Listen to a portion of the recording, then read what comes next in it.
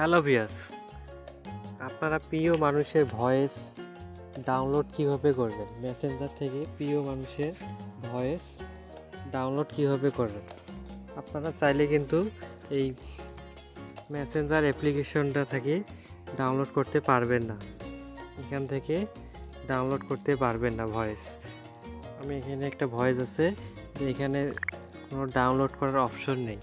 এই জন্য আমাদেরকে ডাউনলোড করার জন্য প্রথমে ক্রোম ব্রাউজারটি ওপেন করে নিতে হবে। ক্রোম ব্রাউজারটি ওপেন করে নেওয়ার পর এখানে আমরা সার্চ দেব ফেসবুক সার্চ করার পর ট্যাপ করে দেব। ট্যাপ করার পর এখানে আপনাদের জিমেল পাসওয়ার্ড চাবে, ওটা আপনারা দিয়ে দিলে এখানে এরকম একটি ইন্টারফেস শো করবে। শো করার পর আপনারা এখানে দেখতে পাচ্ছেন সাইডে 3 ডট চিহ্ন আছে, 3 ডট চিহ্নে ক্লিক করে দিবেন।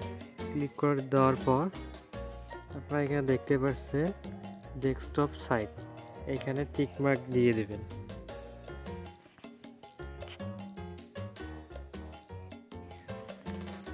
টিক মার্ক দেওয়ার পর আপনারা এখানে দেখেন, লক্ষ্য করে দেখেন এখানে মেসেঞ্জারে একটি অপশন আছে, এই মেসেঞ্জারে ক্লিক করে দেবেন।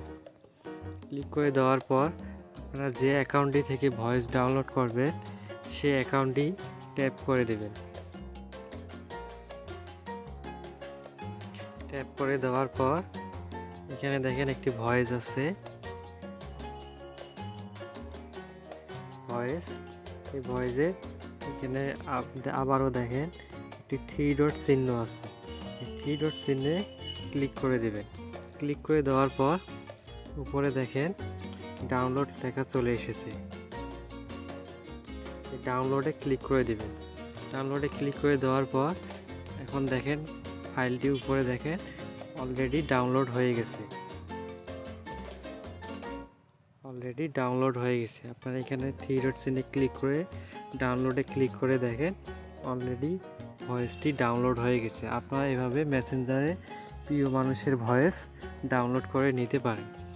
চ্যানেলটি ভালো লেগে থাকলে, ভিডিওটি ভালো লেগে থাকলে চ্যানেলটি অবশ্যই সাবস্ক্রাইব করে আমাদের সাথেই থাকবেন।